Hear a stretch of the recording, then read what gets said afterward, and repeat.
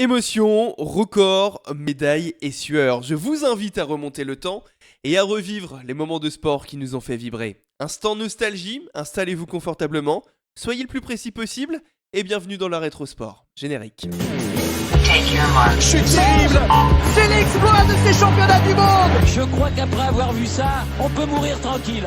La boccia, mais qu'est-ce que c'est? Un plat, une danse, un sport? Peu importe, tant que ça nous fait pleurer.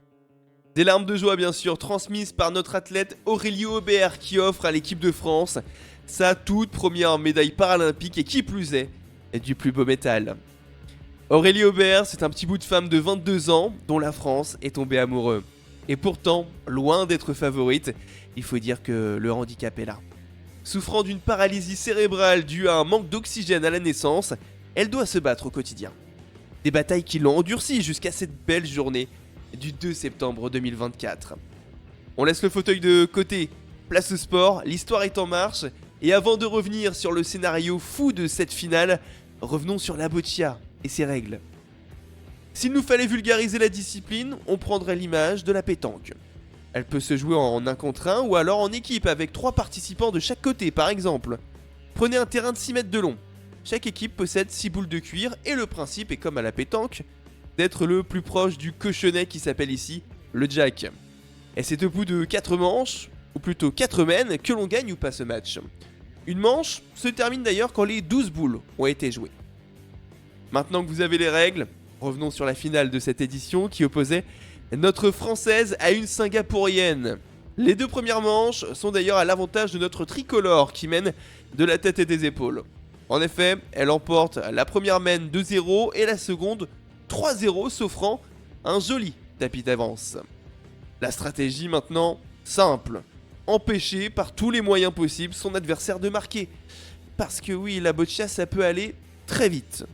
6 boules, c'est autant de points possibles et même quand on l'emporte 5-0, on n'est pas à l'abri d'une remontée. Aurélie limite la casse, fait le taf sur la 3e manche qu'elle perd 3-0, vient alors la 4e et ultime manche qui à l'issue nous donnera forcément la championne paralympique. L'émotion gagne alors notre athlète qui décide d'arrêter le match et donc de jouer alors qu'il lui reste 3 boules en main, pensant qu'à l'inverse il n'en reste plus à son adversaire. Le jeu est serré, faut dire, toutes les boules sont autour du jack et le moindre choc pourrait changer complètement le jeu.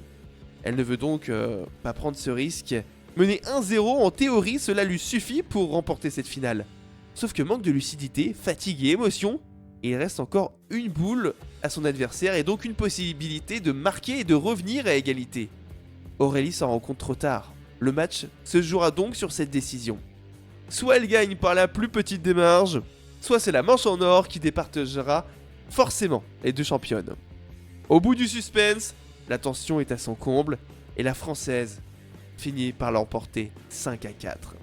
Son adversaire du soir ne marquant pas sur sa dernière boule, c'est la délivrance et un moment historique pour la boccia française.